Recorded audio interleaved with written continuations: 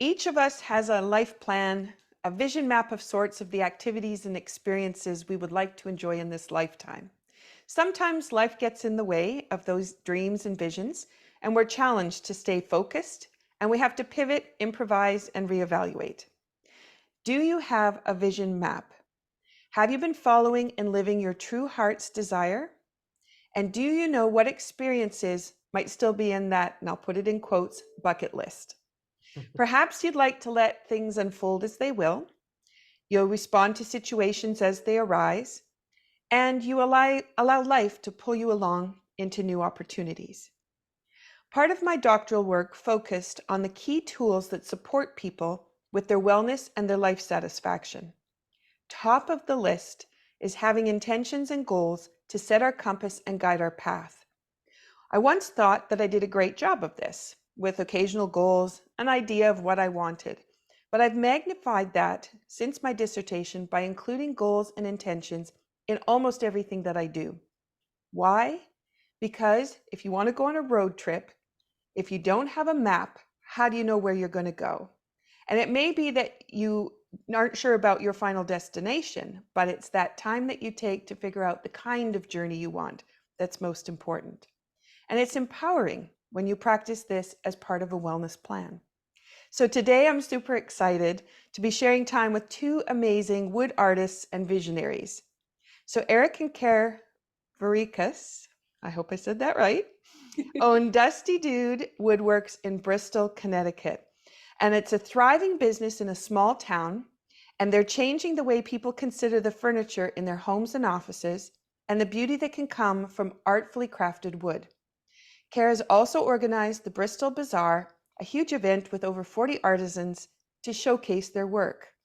And together we're going to look at exploring what it means to set intentions, follow through on the goals, and how their dedication to planning has helped them personally and professionally.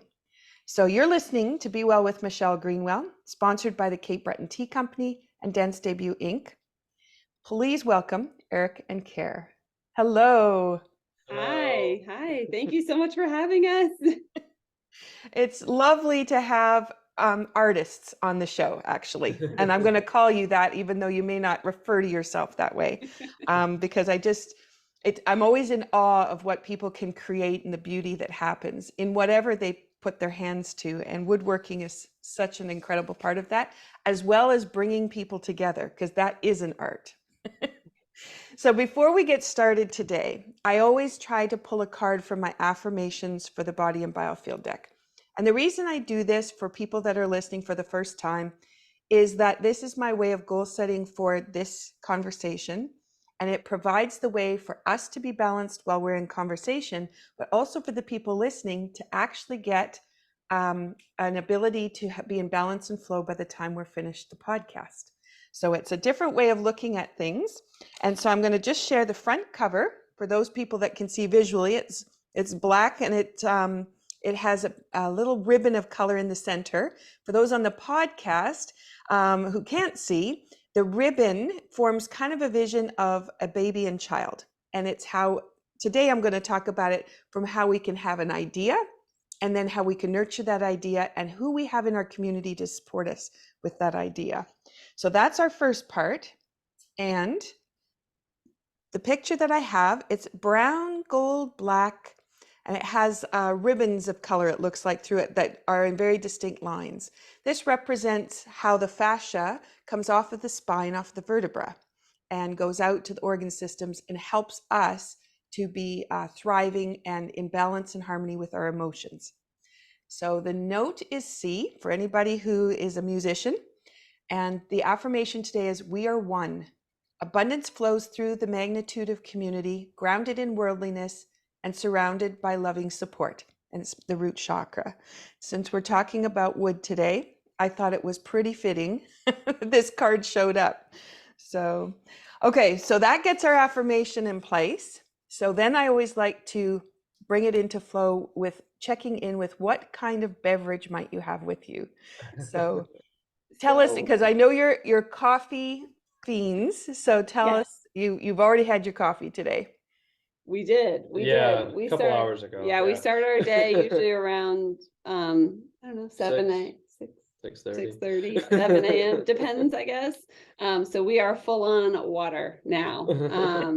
Lots and lots of water, because hydration is also super important to us, especially while he's in the shop or if I'm out on the road or in meetings. So water for the rest of the day, unless you need an afternoon espresso, which Yeah. also happens. Most days. Yeah. Around 3 o'clock? For me, probably. That's when I start to go Little downhill. So for slump, me, yeah. it brings me right back. Exactly. And what happens at 3 o'clock is actually we move into the water element. And that's when kidney and bladder really come into focus. And then all the energy goes to those two organ systems. And so what happens at 3 o'clock for anybody who doesn't have enough water in their system is that it's that decline, and that's brain fog shows up. And so that's where being hydrated can be so important. But also to know that's a really good time to add some more water to the system. I know most people will give themselves a caffeine jolt, hoping that that's going to solve the problem. But it's really fascinating when you look at the cycles of how the organ systems work through the body. So, but I'm glad you both are hydrating. Yeah. So that's good. Okay. So as part of the Cape Breton Tea Company, I always like to highlight how herbs can support the body and how different blends in the Tea with Intention series can actually help the system. So today I went with the wood element because we're talking about wood, and I actually chose my Greenwell mug. So it says Greenwell Farms on it, which actually is a coffee company in Kona, Hawaii. Oh, wow. Yeah, so I was thinking of you. Cool. But what I put inside is releasing the warrior. And this is where, if you're trying to make changes, sometimes having that courage or the determination or the stick-to-itiveness to move to that next place, that's what this blend actually supports. So, so I'm going to give you a cheers. And thank you for joining me on the podcast. I'm so happy to be talking to you in Connecticut. All right, here we go. Here we go. Okay. All right. So let's get the conversation started with you starting to make the plans that you did in your life. So what you were doing before you met, and then how you brought your talents together. So do you want to start there? Go ahead. Oh, I'll kick Yeah. off. Okay. So before Eric and I met, I was living up in Vermont. I was actually up there for about eight or 9 years. But I went to school. I got a degree in event management and tourism and a degree in public relations. And I knew that I wanted to be with people, and I knew that I wanted to be in marketing. So for now, I think it's 10 or 11 years, I've just been in the marketing world. I was in corporate marketing, small business marketing, medium-sized business marketing. And that's kind of where I landed when we met. You? Yeah.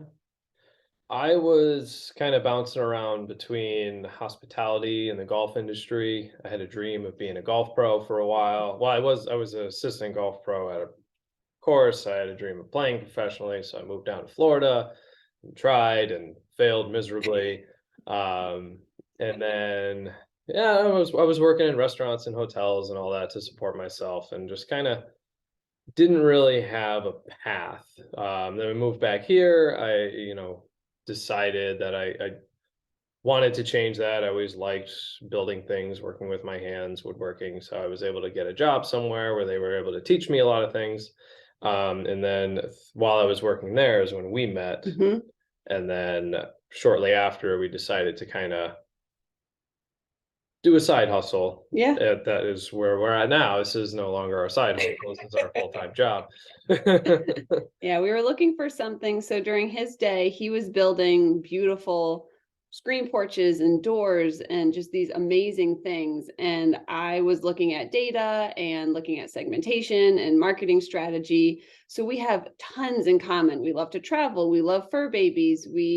We love all these different unique adventures and experiences, but we'd be like, so tell me about your day at work. And we both would just stare at each other with big eyes. And I'd be like, well, I had this data pull and it was really wonderful. And he's like, well, I built this screen porch and this is what it looks like. And I was like, wow. So we didn't have a lot in common other than the many of other things, but when it came to work.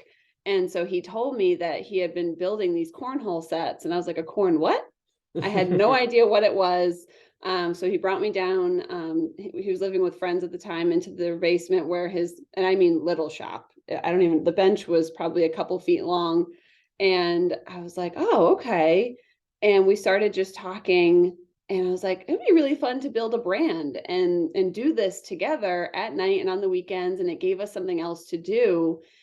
And that's where it really started. Like, we really merged my marketing background with his handcrafted wood background and experience that he was really learning at the time. Wow. Okay, so tell me what a cornhole is. It's a valid question. Yeah, it's like the beanbag toss game. Okay. Yeah. Yeah, I had no idea either. And now, I mean, that was one of our top sellers for years and years and years. Yeah. Well, I know here in Cape Breton, Nova Scotia, it's a hit. Oh yeah. And we don't have fancy ones here, so there's definitely room for a market. Oh, and now what's interesting with your story is a lot of people may come together and just continue along. They have their two separate careers, they do their own thing, and then they plan their activities, and that's all fine. Yeah. But I'm really interested in the fact that wasn't enough, and how to integrate. And because a lot of things that I do too is the joy is in figuring out how to collaborate with people. Mm-hmm. And we have our interests, but how can we intersect them? Right. Yeah. So that's fascinating in that. So lead me down the next part of where you went.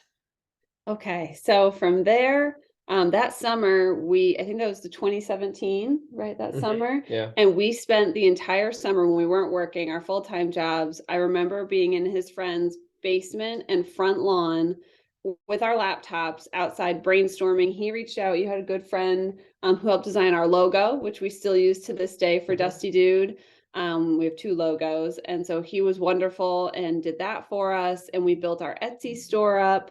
We had inventory. And then coming up with the name, that was the other fun part. So we go to the dog park a lot. We have 7 fur babies, but at that time, Eric just had Oreo and I had 2 cats.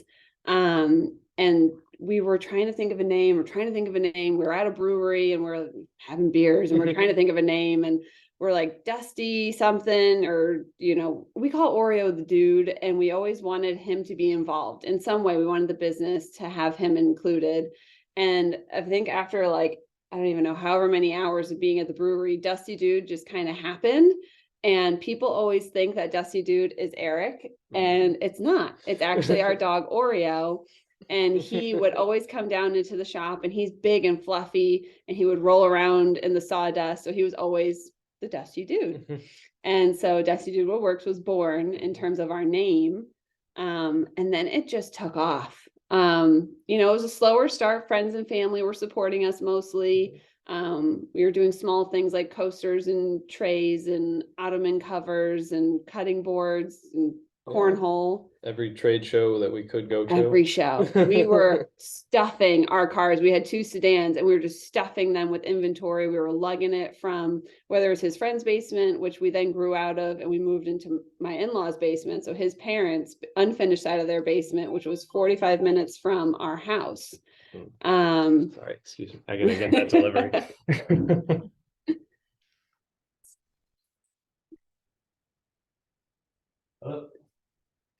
Perfect. The job is never done. I'm so sorry. That's okay. That's all right. You tell us the rest of the story, which is great. So we were migrating after working on the weekends up to my in-laws' house, and they were about 45 minutes from where we were. So by the time we saw them, had dinner, the amount of shop work we had was very minimal, but we would be lugging inventory every weekend, Saturdays and Sundays, out to shows. And at those shows, we made amazing connections with other makers, with other people who were going through the same things we were. that, we could all work together. We could ask questions of each other. What other shows are there? Is this a good one? What kind of products do you think are doing well? Are we well priced? Everybody was trying to just work together as a family, as a unit. And we still to this day keep in touch with vendors, makers all the time. We collaborate with them on the Dusty Dude side. We're bringing them here to the Bristol Bazaar. So those connections from day one have just been so strong. But after, we did shows for years. And then 2020 came and, COVID hit. Oh, and you're back. False alarm. Oh, Sorry. false alarm.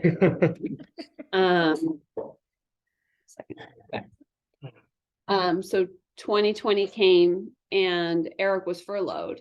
I was then working remote instead of going into the office. We still had both our full-time jobs. And since he was furloughed, we had decided to really update our shop at home. So now between this time, our shop had grown again. So we had outgrown now into our third shop, which was in our detached garage. And we had outfitted the garage, to the T. This thing has so much power. It's crazy because he would turn on a saw and a vacuum and it would pop the power in the house. So I would be like, no, my toast, I can't make toast. Like, what's happening? I was like, we can't live like this. So we had the electricians come out, they super powered up our garage. And during COVID, it was just crazy in the best way possible. We had so many orders. Our living room was stacked with boxes. He was custom making boxes in our basement to fit all these cornhole sets to ship across the country. And it was wild. Mm-hmm. It just knocked our socks off. And when the time came for him to go back to work, he went back to work. But he really loved doing it. Yeah, I went back to work and it just wasn't satisfying anymore. I probably lasted another 2 months. Mm-hmm. And that was it. I got a taste of, working for ourselves and doing our own thing. And that was it. I couldn't go back. Mm-hmm. Mm-hmm. And so that's when we had the first big planning discussion. We spent weeks going back and forth deciding what to do. Was it right? Could we manage it financially? Was it the best decision for us to take this leap at that time? And after a lot of number crunching and conversation between us and family members and friends, and, you're trying to make sure you're doing the best thing, he did it. Mm-hmm. He did it. I'll never forget. We went to a local brewery and it was like your first official celebration as, a small business guy. Yeah. It was very exciting. Self-employed day. Yeah. It was awesome. And, and then from there, it continued to grow. So very quickly after that, we knew we had to get a bigger shop. We couldn't move. We were moving furniture from our garage into our backyard and then into our living room to cure. It was just chaos. Not to say we still don't do that because there's still a lot of stuff. Yeah. But yeah, we moved into a 1,500 square foot shop and we were there for about 2 years or so. And loved it. We opened our first brick and mortar. We had a gift shop and showroom in there. It was successful. We helped support a ton of makers, showcase them. The community was super involved. It was wonderful. And but that, I should back up a little bit. Right before that, we had a contract come through for 400 cutting boards a month. And on top of the regular workload and queue that he looked at me one day and he was like, it's either you or we need to hire someone for this contract. And we had another iteration of very long conversations because now we were losing my full-time income. So that was the more scary, more intense leap, I think, because at least we had the safety net before. Yeah. And I did it. I was at a point where I was in a very unhealthy spot in my career and I needed a change. And so it presented itself at a time that couldn't have been better. And so again, much more intense conversation, a lot more number crunching. but we did it. And so that summer I left my full-time job and became a shop person, which was never something that was in my plan. I am a computer. I am out in the world. I am not a machine tool. Well, I wasn't. And now I could say I am partially. Yeah. So we did that contract. We had that for 6 months. And that really just, again, leveled up our business and allowed us both to be here full time. And I know we were talking about it earlier, but we just moved to a shop down the hall from where we were before, but now it's a little bit more than double the size we had. So now we're in a 3,500 square foot space and it's already very full. Yeah. Yeah. Got full very quick. Yeah. Isn't that amazing? Mhm. And not having been entrepreneurs and not having even trained as entrepreneurs, Not even. No. you know, wow. So I know taking a leap is pretty nerve-wracking, and you have, both of you have skills and background that you could have good conversations about what was going to be required. Mhm. When you look at it and you look at the people that you were before you even met to where you are now, what kinds of noticings or what kinds of awareness do you have about yourself as a result of taking those the several big leaps? Gosh. I would say I go to confidence, because we really had to believe in ourselves and our ability, one, to produce the items that I can then go out to market and tell the community about. I don't think I felt as confident in my skill set when I was in corporate marketing. So on my side, I definitely felt like I was more like copy, paste, repeat, do as you're told. Your creativity is minimized, your community involvement minimized. So for me, I think the confidence and, seeing the results we've had is, I don't know. I don't know the word, like, so I was surprised. Like, that's my honest, I was surprised, and I have days where I probably don't feel as confident as every other day, but I think for me, that's my big difference. Yeah. Mine is that I now, well, because it forced me to start thinking of things in the long term. Mm. I always thought of basically what am I doing right now, and that was the only thing that ever mattered. Mm-hmm. But because we have to, if we don't plan for the long term, we wouldn't be able to pay our bills. Right. So we have to make sure that everything is kind of in order. And for my entire life, I was just, not in a bad way, but I was very just like, oh, go do this, go do that, blah blah blah. What's happening today? Today's great. Nothing, nothing went ever past today. Mm-hmm. Mm-hmm. Mm-hmm. And as you think about that planning forward, I know you're moving into a bigger space, but you already know that it's going to be too small. So when you look at that bigger picture and that 10 years down the road, do you have an idea of what you want? Yes, you're nodding your head. Lovely. Lovely. Yeah, we have this, if you call it an ability, but we are constantly having the conversations of, okay, great, this is done. Now what's next? Now what's next? Like, that is kind of in our blood. And even the other day, he looked at me and he was like, we need to have a moment in time where we don't do that, because we are now ingrained to think that way. And it's exciting. And, because we're launching our second business right now, which is I say it's a gift, because without the support of the city that we've had and et cetera, like, I wouldn't be in this office right now. Right. But we're always constantly, what's next? And, I know for Dusty Dude, we're aiming to launch a furniture line. So that's really exciting for us. But in terms of, physical space, we've talked about having a large enough space where we could have our shop and our showroom under one roof. Mhm. I do think it's likely that our next step will be to keep our shop where it is and then have another brick and mortar location.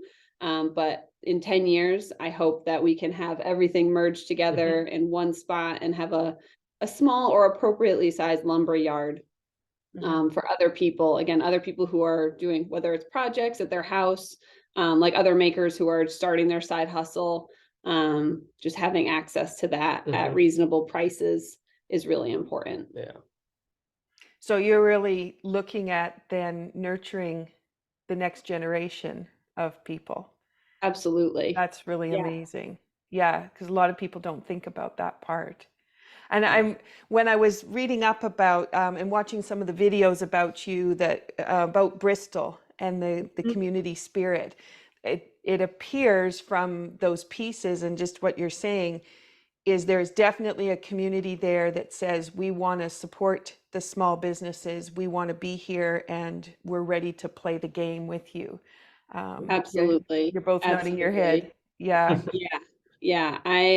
You know, from a personal side and from a professional side, you know, I've gotten really involved in the city of Bristol in, you know, our local chamber of commerce, our economic community development. I sit on the committee for that as a board chair, and stuff like that for us collectively is so important. He's just drowning in shop work. So, and I like to go see everybody. But it's pivotal. Without having that support and that ecosystem, so to say, of support and other small business owners who are there. We pop into Family Roots, which is our local produce market, or Bakery Maple, which is one of our local bakeries. They're also very good friends of ours because we all launched our businesses within the same like time period. And without their support, our advice back and forth to each other, like we're always popping into each other's places, not only to support them, but also, you know, to be like, hey, you know, I'm running into this. Have you had this before? Who do you talk to? What's the best path? Or we talk to our contacts at the city, and they're also very quick to help direct us to wherever we need to go or loop us in on what's going on. Like we just had a cultural arts district event this past weekend that was very successful. So like there's always something, and there's always someone who knows somebody, which is really helpful as a small business owner here. Absolutely. Okay, so now tell me about Bristol Bazaar, because we've mentioned it a couple of times, and it's pivotal too to your business. So yes, you want to talk No, you about go, it? but Okay. you're better at this than Oh I am. gosh. So yeah, so the Bristol Bazaar is I call it our second child. So it's our newest business venture. We are also located in downtown Bristol, and we are an indoor makers market. So what that means is that we support local artisans, meaning local to the state of Connecticut. And what we do is we offer them a space to come, leave their product here, but we don't just sell their product for them. So that's one of the benefits. They are not required to be present. We do that for them so that they're able to go to another event or show, be with their family, grow their product line, work their full-time job, whatever that is. So they can come, leave their items, and then they walk out the door. They have access to a lot here though under one roof. So we have an event space. So that's something that they're able to utilize at no cost to them. That's included in their rent. We help them market their events. So they can do classes, anything like that in that space that seats up to 30 people. And then we have our think tank, which is also our conference room. So again, based off experiences that we had with Dusty Dude, we were meeting clients in parking lots and our driveway at our house with our dogs barking through the fence, which was also really not professional. So we wanted to offer a space where those people could come, have a meeting, they could brainstorm. There's a whiteboard, a phone, TV in there, there's a couch. You know, we make it super comfortable, really vibrant and inspirational for their creativity. So that's also included in their rent. And then we have a networking event once a month for all of our makers to come to the space, have a cocktail, you know, have some food and talk to each other, give us feedback as business owners too, as to what we could be doing better, what's working out really well. But it provides them a time where they can collaborate, you know, talk about those other events that they're doing. Maybe they want to do something for Father's Day together that makes sense. And then we also offer once a month, a speaker comes in and talks about a different topic with small business. So from packaging to marketing to small business lawyers to the Chamber of Commerce. So they have access to all of those things. And then within our space, in addition to that, we also have a coffee cocktail lounge. So that is going to be a huge success. We're super excited. And we'll be open on the Bristol Bazaar side 6 days a week. And the coffee shop, I believe, is going to be 7 days a week. Wow. Yes. Wow. My goodness. A lot of things under one roof. Yeah. And you sleep for about 4 hours a day. We get lots of We sleep, sleep you know? pretty good. We sleep We're pretty sound good. sleepers. Just we've gotten pretty efficient. Yeah. So Eric, for you, I know your time is spent really in the shop. So what has it been like to have this partner that has these marketing ideas and creative ways of working things around? What has it been like to be a part of that? Because I'm Oh, sure that wasn't really where you were heading when you were talking about golf. it's been I mean it's been a game changer. I recommend getting one. Um, no, she's fantastic. I mean, I can make pretty much anything, but unless people know about it, it's it's not going to be business. It's not going to sell. It's not going to do any of that stuff. So she makes it happen. If it was still just me on my own, I'd probably be, I don't know, probably still at best case scenario in a garage making a couple things, working a full-time job somewhere. So it's been a partnership that has been life-changing. Yeah. And vice versa. Without the beautiful things that he Yeah. makes, I would have nothing to market. Mhm. So it really is just something that works so well Mhm. together. And he's like a little celebrity. Whenever everybody's tired of seeing me at networking events, so if he shows up to one, everyone's like, Eric, oh my gosh. I'm like, I know, right? It's so fun. You take a step back. I do. Close your It's mouth. great. I'm done talking. It's kind of nice being the man behind the curtain. Oh, that's lovely. So if you were going to offer advice to people, obviously already you're doing that, just the Bristol market is like, that's just really amazing. So I should say Bristol Bazaar. Wow, the vision that's in there is amazing. So now you're looking at, if someone was coming up and they're thinking about, they've watched this, they've lived in the community, they've seen you do this, and they're thinking, I could do something like that. I would be interested. What would your advice be for helping people to get started? So my first thing that I go to, and if someone says, I have a vision, I have a dream, I have a plan, I say, do it. I said, do it 100% over and over again. Just be thoughtful about how you do it. Because again, days of conversations, whether they were while we were at the dog park or we were at our kitchen table, talking about the potential upside and the potential downside. Those are invaluable conversations, and make sure when you're having those thoughtful conversations to look at the numbers. It sounds dream crushing and soul sucking. It is not the spot I like to be in, but it's a spot that we've had to learn to be in. So follow your dream, follow your passions, just be thoughtful about how you approach it and make sure your timing is right. There's never the perfect time. That is 100% accurate. But just make sure you kind of got your ducks in a row. And if you aren't lucky enough to have a partner that has this lovely marketing background, who can do those kinds of number crunchings, what kind of person do you try to find to help you do those kinds of things? There's tons of small business coaches that are out there. The Bristol Bazaar acts locally as kind of like a hub for people, whether you vend with us or not. You could come to our front desk and say, hey, this is where I'm at. Who do I talk to about, getting an LLC, and who do I talk to about looking at buildings, or, do I want to have a space here? Like, those are the types of things. But I would say, we Googled, I'm not going to lie, we Googled until the cows came home, which is what we're trying to avoid for anybody here. But the local chambers of commerce is really good. to get started. If you don't know what to do, oh, I don't know, like you said, I don't know how to get an LLC. I don't know who to talk to about my finances. I don't know who to talk to. The chambers have connections with pretty much all the businesses in town, so they know who to talk to in your local area. Our local area is different. Right. People can come here, but and that would probably be my best Yeah. advice. And if people do decide to take the plunge and go for it, I highly recommend it. You'll never look back. It is hard.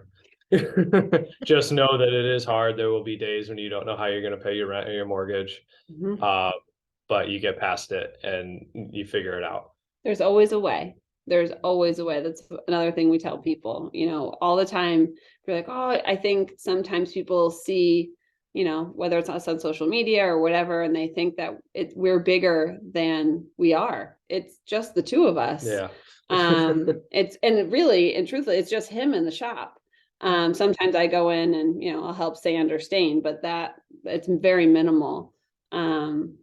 Yeah, but it's worth it. I think back, and we've had this conversation where like, well, if things didn't work out, I'm like, oh, I'll go get a job. No, I don't want to do that. I'll go get a job here. No, I don't want to do that either. I'll just start another business, I guess. As an entrepreneur for several decades, that's exactly it. I was going to, can I do 9 to 5? And I'm like, I already know I can't do 9 to 5. I wasn't good at it when I tried it the first time. So yeah, I don't. Not our jam. No, not great at being told what to do. And I'm laughing, thinking 9 to 5 sounds actually quite tame compared to 7 a.m. to midnight many, many times. Yeah. Still wouldn't trade it though. No.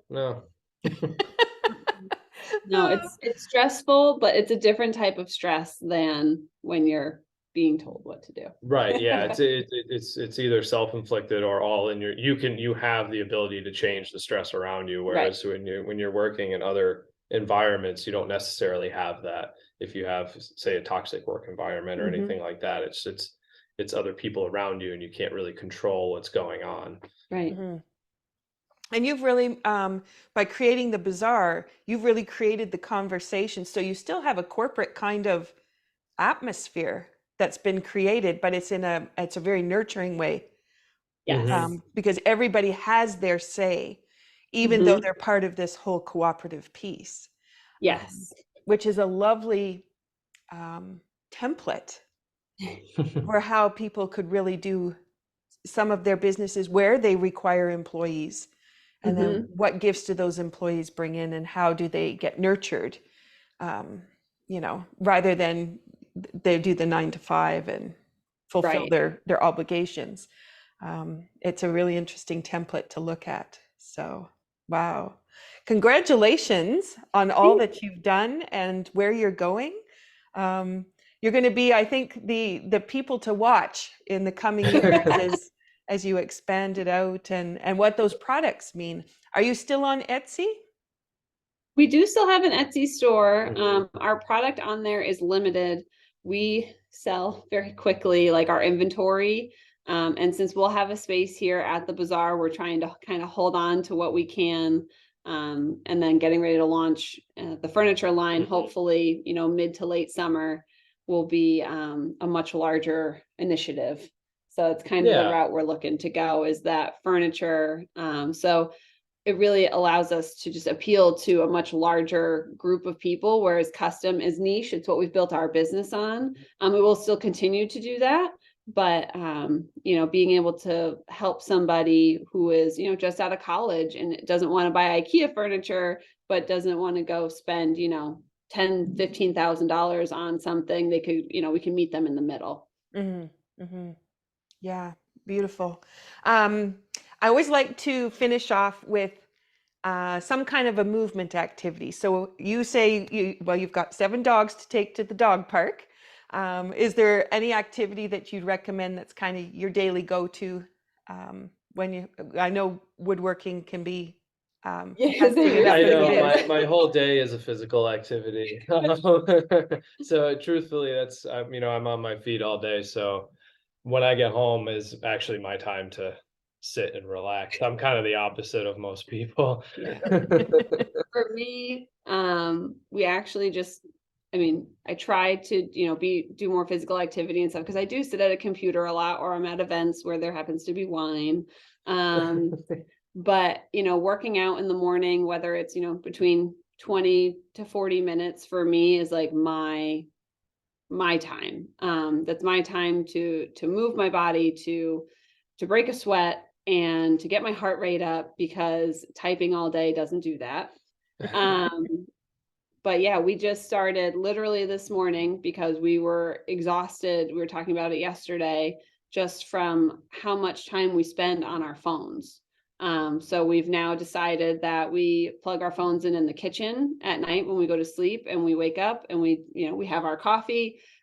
He takes our dogs for a walk. I can go work out. And then after we do those things, then we can, jump in. But it's important for us and for the fur babies to get their exercise, and to have that self-care, because with the two businesses, even just with the one, we were so completely absorbed that we put ourselves aside. Mm-hmm. And that happens so easily. And for So entrepreneurs who work, 7 a.m., the computer, you're already there. And I like to work early in the morning when it's quiet for everyone. I find Yes. that once the buzz gets going of a work day, I kind of slow down with that buzz that kind of happens. But yeah, that opportunity then to put yourself at the forefront. So I'm glad you said that. I had one idea in mind for what I wanted to recommend myself, and it was thinking about the woodworking. It was to take the time to enjoy what's around you. And I know that the pieces that you create, especially if they're reclaimed wood, or they've been a custom made piece that somebody's brought in, it's really lovely to sit with your furniture and sit at the table and just enjoy the fact that you have this gorgeous piece of wood in front of you, and how many years it took to create that piece of wood, let alone the creation that it became to be the table. But it's the same with the mug. That's why I talk about that at the beginning, just because what you choose to bring your attention to allows for more to happen. And as I said at the beginning, I was setting that intention of talking about the wood, bringing in that wood element, and then bringing in Greenwell Farms, just thinking again about that entrepreneur spirit to pull things in. So that was my original thought. But I'm thinking about the two of you, and I'm thinking about the end of the day, Eric, the body that's going, oh my goodness, I've used that arm too many times on the saw today. There's a thing about bringing everything into balance. So what I'm going to recommend for anybody listening is on the YouTube channel. So that's at Michelle Greenwell. I have a playlist called Tai Chi Wellness. And in that playlist, you could choose any one of the activities. But what I'm really thinking would bring the body back into balance for the kind of work that you're doing is to do Danyu arms. And you could do whole body work, which would be seated to standing Danyus, which is you go from sitting in a chair to standing up. But we're on a podcast. I've got little tiny space. So what I'm going to do is just go with the arms. And I'm just going to recommend this because it's a great way to bring any overused body parts. So I'm going to say it that way because it could be strenuous work that you've been building something and it's been a repetitive action. But then there's also those of us who spend a lot of time on our computer, and we've got our eyes focused in, and our shoulders and our upper body is compacted.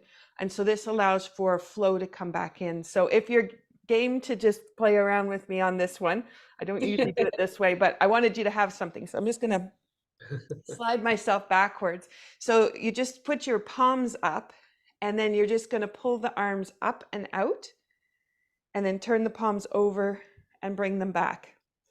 And you'll notice with where you're sitting that you kind of do like a roll forward into the feet, and then you'll go kind of a roll backwards towards the tailbone. And that gives you a massage actually at the base of the spine.